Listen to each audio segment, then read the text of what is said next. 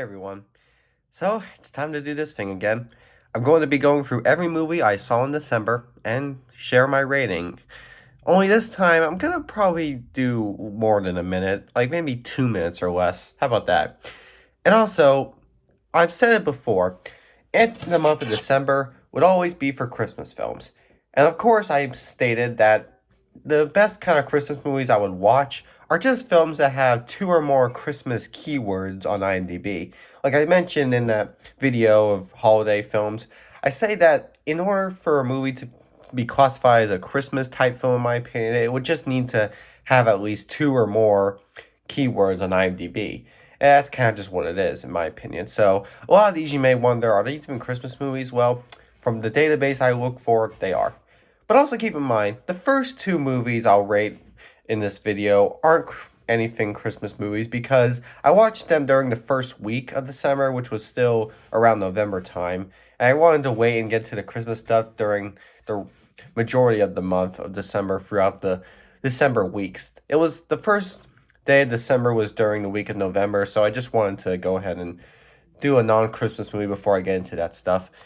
And the last three on this video are also not Christmas movies because I watched those after Christmas time.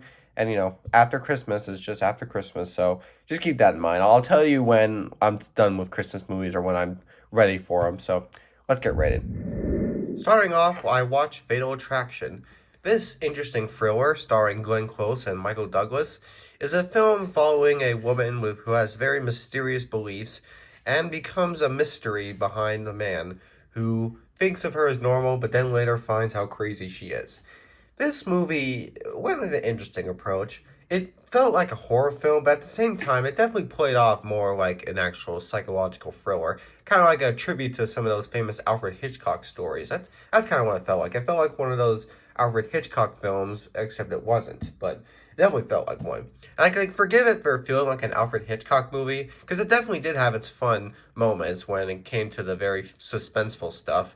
But for the most part, we mostly had to follow what we could get out of it, and I can't say this movie's amazing because of that, but it's definitely something that's worth a watch for its well-set-up mystery that definitely, again, does a pretty good job at paying homage to Hitchcock. It's like one of those Hitchcock homages in my opinion. Maybe that's just how I think of the movie. I don't know if that was the intention or not, but to me, that's what it feels like. Now here's a super old movie. The Hustler, starring Paul Newman, coming all the way in 1962, so it is part of the catalog of before classics or whatever. The Hustler is a simple story about a man who gets so obsessed with playing pool and betting money on it that he becomes, well, a hustler. And the movie kind of just follows like the consequences behind him doing that. It's definitely an interesting, fun story, one that kind of explores the downsides or the things you could get out of hustling off of people in games and betting and stuff. Kind of like one of those, teaching you what the downside is with betting or what you can get out of it. It kind of just does that. Overall, The Hustler, again, was just good. I mean, I'm not saying I don't like old, I prefer new. I mean, it's just, maybe if the plot was more centered in more ways, it could have been better, but it was still a really good movie, and I definitely do think it went its premise pretty well. Now, starting with the Christmas stuff, here's a real Christmas movie we know. Four Christmases, starring Vince Vaughn and Reese Witherspoon, is decent at best. I definitely liked it more than I feel other people have been giving it to, so I guess I can say that. It's about these two who don't want to get married but have four divorced parents, so they have to visit all four of them in one day, and that's kind of how it goes. And that overall sounds like a very well set up, if maybe they stuck with that setup and kind of had it going in a fun way, I definitely would say this movie could have worked out better. But it's how the romantic tension is built during the movie that I think is what kind of stops it for me. A lot of the comedy also kind of goes in a misguided direction, so I also consider that a problem. Overall, I can see why this movie wasn't too well received, but overall, I do think it's better than other people say. It's definitely got a good plot. It's just, some things could have been avoided while others could have been better set up. That's just how it is. Now, here's a movie that really bothers me. Legion, this weird action film starring Paul Bettany, is about some sort of haunting behind Christ, something like it's some sort of religious horror film. It kind of focuses on, I don't know, the terrors of how God can punish us, like what He can do to punish, and how He can stop all this devil madness. Something about hell and heaven. It's like a religious horror again. But yeah, that's really all I can get out of it. And it's not really that good of a religious horror. I really couldn't follow like why stuff was happening, what was happening, and it just felt rushed and very underwhelming.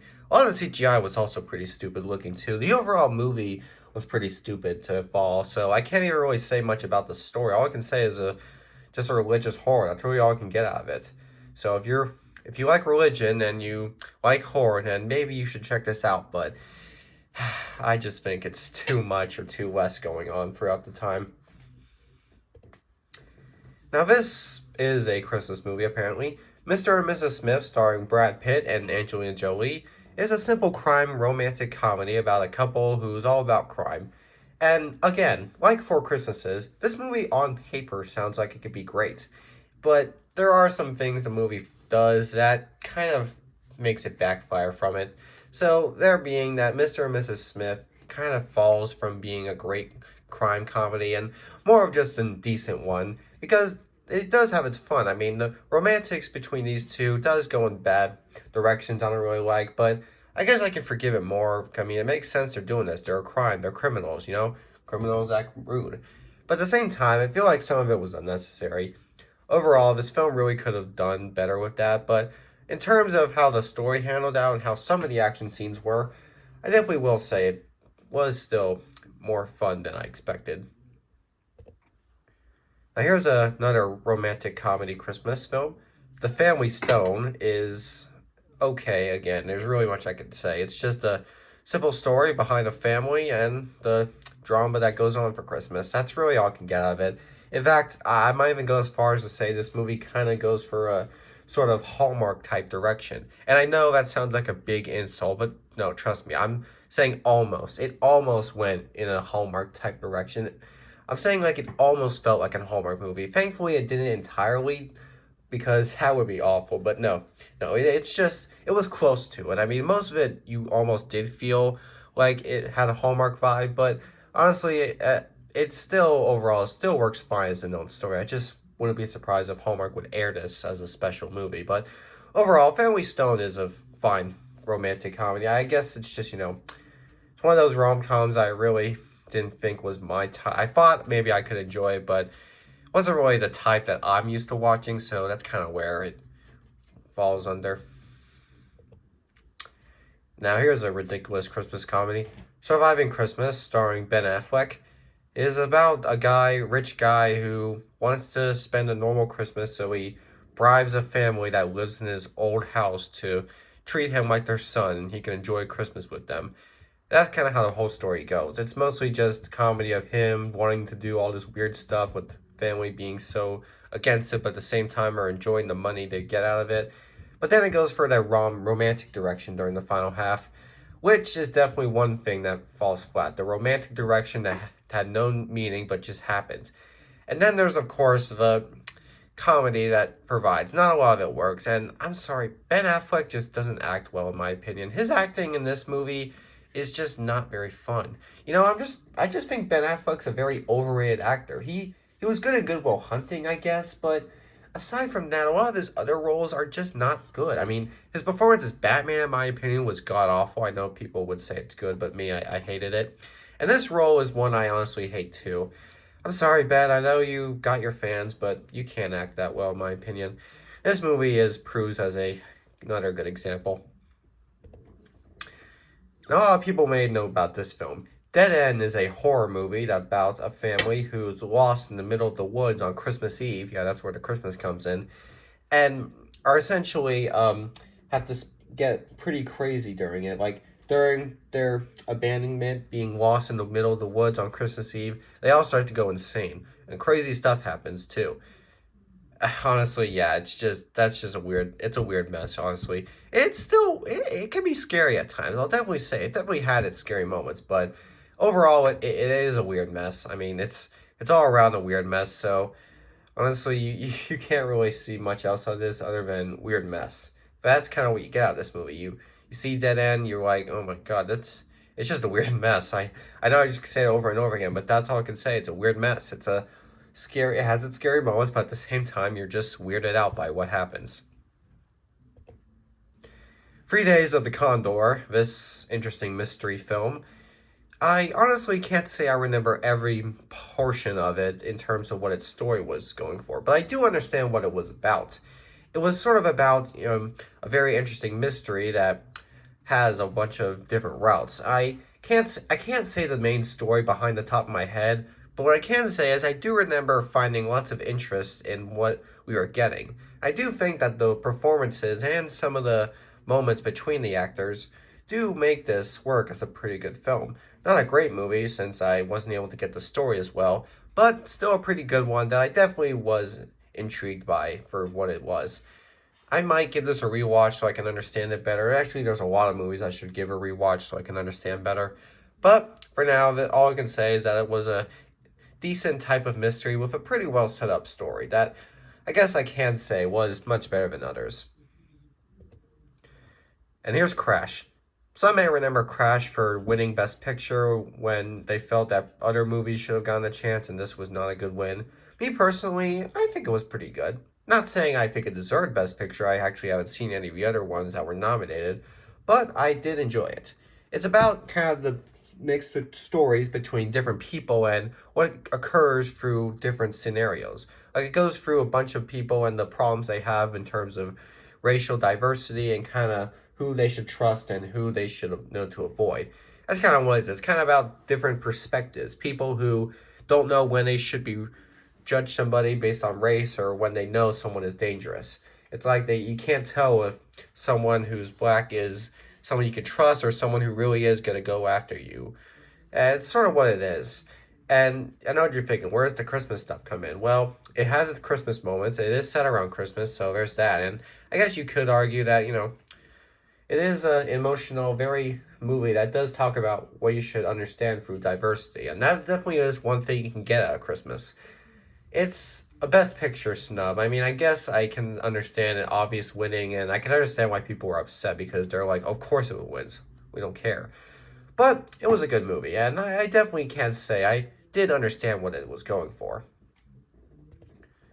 And this is where the Christmas season was over. After Christmas, I watched The Deer Hunter. This interesting film about a group of people who hunt deer and live a very weird and dangerous lifestyle kind of goes through the story behind Robert De Niro's journey through this kind of hunting gig. But I think most of the stuff that comes from this movie comes from Christopher Walken, who seems to be going through a lot in terms of this sort of cult or whatever. In fact, I think Christopher Walken's performance in this movie was the defining best part. I know Robert De Niro kind of has more of the spotlight, but I mean, of course he does. He's a big actor. But Christopher Walken is the best part of this film. His acting in this movie was really good. I do think a lot of his scenes were really well acted and put together. His character really is well understanding. So it does kind of suck that his character isn't really used as much towards the film's main idea, but it is used enough to kind of see where he was going for. So his character was used enough for me to be intrigued by what was happening in this movie. I guess just wasn't enough for it to make the entire film an automatic gem. It was a good movie, just, not enough of his character maybe would have been nice. And maybe if it was not as long. Well, there's a lot of long movies out there that kind of do overstay their welcome. Oh, Clint Eastwood. Never can go wrong with him, can you? And of course, there's also Morgan Freeman, another guy you can't go wrong with. Unforgiven is a nice, simple set return to the Western genre, a genre that seemed to have been going on a big downward spiral around the time. This movie kind of put it back in its place, saved it from its big departure, and gave this movie a Best Picture win. Unforgiven is a story behind a bunch of outlaws and sort of the stuff they have to go through, whether that has to be reliving their memories of being bad killers or thinking what they should do with their future lives. And it kind of talks about, people who made bad decisions in the past and whether they should continue those bad decisions or they should think about doing something new to help. Whatever happens with these people, you can understand through them because the acting with Clint Eastwood and Morgan Freeman provide pretty well. And even though their performances weren't enough to kind of go towards with how much of this movie I could follow, I was still able to work well with the characters in this movie. So it's just one of those films that has a great setup plot. It could have it maybe if I could have maybe understand some of it better, it could have maybe turned out higher than a 7 out of 10. But just because a small bit of this plot wasn't easy to understand, that's just kind of where it is. But still, it's a pretty good movie. I definitely do recommend it to all those Western fans. And as for New Year's Eve, I said I would go ahead and watch movies that released during the year to honor New Year's Eve. And I wasn't kidding. So for this New Year's Eve, I watched a film that came out there in 2023 that I missed out on, Air, a story behind the famous Air Jordan shoes and the making behind them. Now, of course, there's Ben Affleck in this movie, and the performance element was, I guess, a tad better than the others, but I can't say it was still amazing. The movie overall does its story fine. It tells its story in a good way. Maybe, again, just some of it kind of comes off as forgettable. But still, I was definitely able to read into what this movie provided. And I guess maybe just because I'm not much of a basketball fan to the point, I guess I just kind of forgot that this movie had a basketball thing going for it. And honestly, basketball is not my number one sport. I have seen like a lot of good basketball movies out there. It's just the overall sport isn't really my number one favorite. So any basketball based movie is, I can't say I would call amazing. I'm more of a baseball guy. But still, Air does its story fine. It does a good job at telling the true story behind the creation of the shoe and also kind of giving it setting too, kind of being set in the 80s and kind of trying to fit in with the setting. I mean, I guess some of it could have been set maybe used better in the time, but overall, if you like to learn about this truth behind the shoe, here's your movie. I never realized how fast I talk. It seems every time I do these videos, I talk very fast. I just don't know if I'm willing to talk this slow during a review of a movie. You see, I'm not gonna be capable of doing that for the review. I mean, if I'm gonna be reviewing a movie, if I'm gonna be talking in a video, I'm sorry, but I go fast. I'm like the Sonic the Hedgehog of speaking. I like to go fast. I wish I could maybe be fast in terms of my actual speed, but I'm weak. I'm chubby. My words are fast, but my movements are slow. That's a good quote. I should have used. I should have been my senior quote, honestly.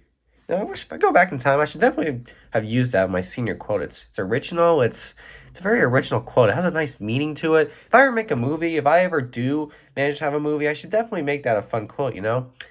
My my words are fast, but my speed is slow. Yeah, it has a good meaning to it. My my my speaking, I something like that. Whatever I could say it as, I really do think it has a good sounding to it. So yeah, I'll definitely do that. That'll be my quote for some time.